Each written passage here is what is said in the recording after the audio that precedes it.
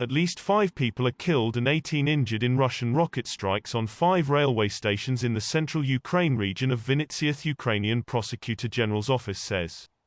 U.S. Secretary of Defense Lloyd Austin says he hopes that the war in Ukraine will hobble the Russian military.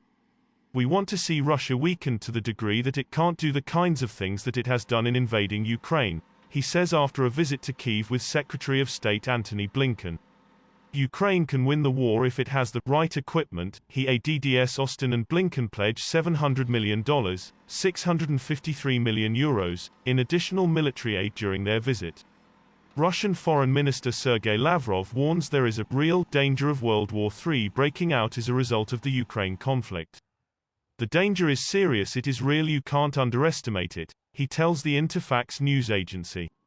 Lavrov also says peace talks with Ukraine will continue criticizing Kyiv's approach to the negotiations and accusing President Volodymyr Zelensky of pretending to negotiate. Goodwill has its limits, but if it isn't reciprocal, that doesn't help the negotiation process, he says. Blinken confirms that U.S. diplomats withdrawn at the start of Russia's invasion will gradually return to Kyiv. U.S. President Joe Biden nominates career Foreign Service officer Bridget Brink to be the next U.S. ambassador. Several European countries have also reopened their embassies in Kyiv since Russia withdrew its forces from the region. Russia's army says Kyiv prevented civilian evacuations from Mariupol's Azovstal steel plant, where Ukrainian forces have been holding out in the besieged port city despite announcing a unilateral ceasefire.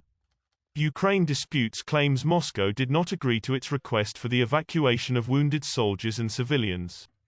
The International Criminal Court's chief prosecutor will join an EU investigations team to probe possible international crimes committed in Ukraine. The EU's Judicial Cooperation Agency says, the first time they have taken part in a joint international investigation. UK Defence Secretary Ben Wallace says London will send Ukraine armoured vehicles able to fire missiles against Russian warplanes. The governor of Russia's Kursk region, which borders Ukraine's Russian forces, shot down 2 Ukrainian drones near the boundary between the two countries. One's greater than in Kursk's Rylsky district.